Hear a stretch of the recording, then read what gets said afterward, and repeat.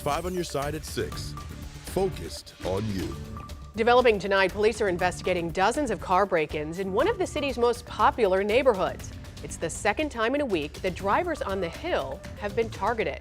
Thank you for joining us. I'm Ann Allred. And I'm Mike Bush. The latest crimes happened this past week when thieves took money and purses from cars on several streets. 5 on your side's Megan Kernan is live in South St. Louis after speaking with neighbors. Megan.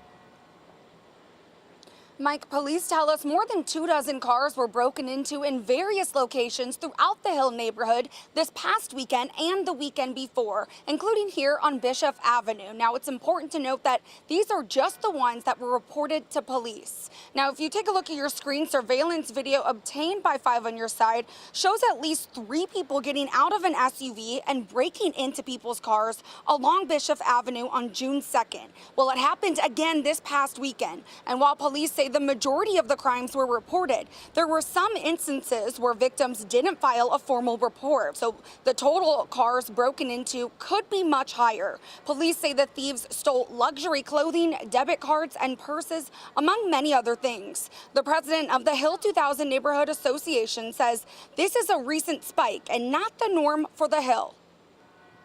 They were smashing people's windows in because they found valuables in the car. So we always remember, or reiterate, I should say, to our residents to take all valuables out of the car. Even if it's some change in your cup holder, take it out because you don't want a car break-in. You don't have to deal with your insurance company.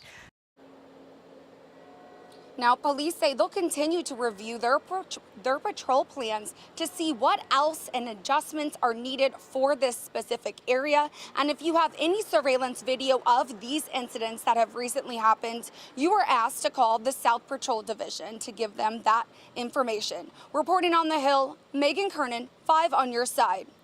St. Louis police are expanding their footprint downtown. Today they announced a new substation is slated to open soon. Our political editor Mark Maxwell is live downtown with new details on that strategic location. Mark.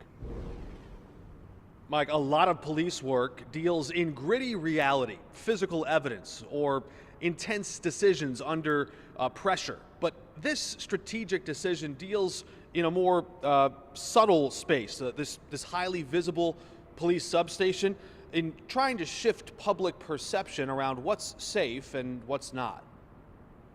4,000 square feet of prime real estate in downtown is about to have some new occupants. Like they say in real estate, location, location, location, and you can't really get any better for what we're trying to achieve. St. Louis Police Captain Chris Stamper toured the station's new dig, still under construction, Tuesday morning. Yeah, our visibility and everything in this area is going to be heightened quite a bit.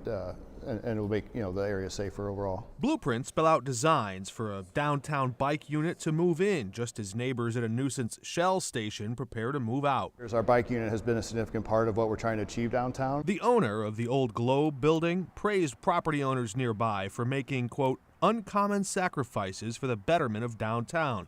A joint police statement credited how the private sector aggressively participates in security solutions. There's crime everywhere, but all I can say is you got to be careful, that's all. The public-private efforts to beautify St. Louis caught the attention of Sharon Holsey on her first trip downtown in years. I think this is going to be really nice for the atmosphere of the city, for the public, for the people. The new satellite space at this strategic location will plug officers into station headquarters not far from here. And probably have cameras, I'm sure, that will be tied to our real-time crime center and things like that as well. Right next door, one of the city's largest homeless shelters. It's no secret we have some issues with our unhoused population, and so there's oftentimes individuals that are facing those issues and that we have to address, and the bike officers do a tremendous amount of outreach with them.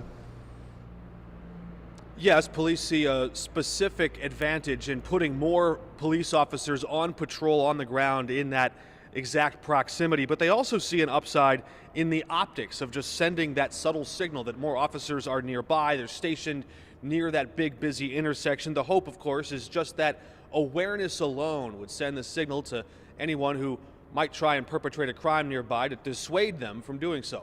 Live downtown, Mark Maxwell, 5 on your side. Tonight, 20 years after a horrific child abuse case, a woman is sharing her continued heartbreak. The St. Peter's mother is raising awareness because the man who beat her child to death is about to get out of prison.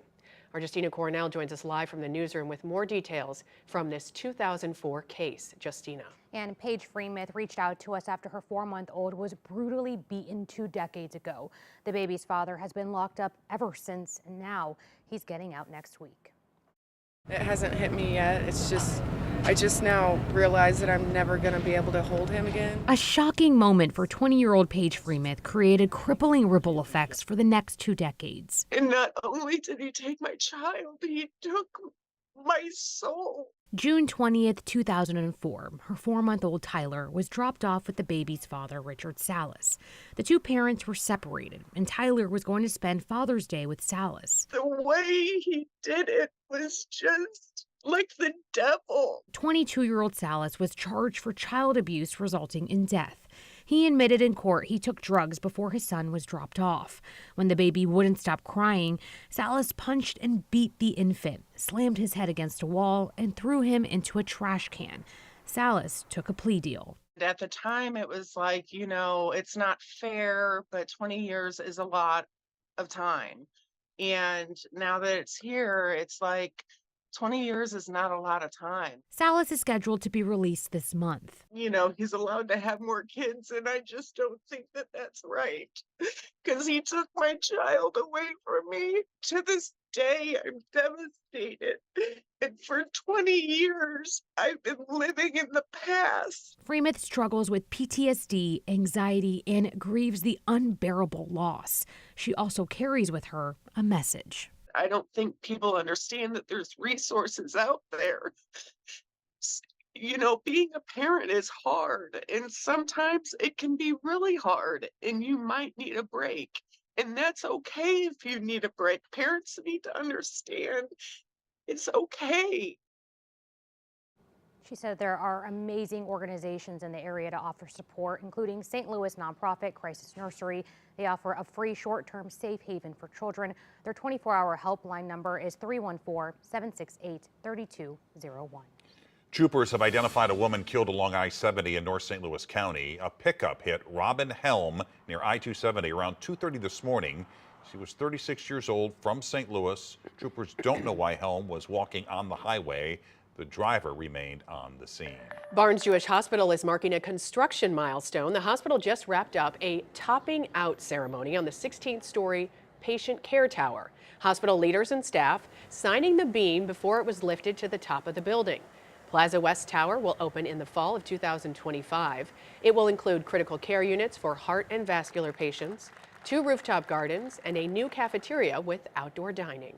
Coming up, a woman who loves to fly takes a sentimental journey. New treasures discovered at Cahokia Mounds, the artifacts buried for more than 900 years. And it's 83 degrees. We're going to have a really nice night. Lows mainly in the 60s. And then that chance of showers and storms, not only the heat, but a chance of severe weather. I'll time that out coming up.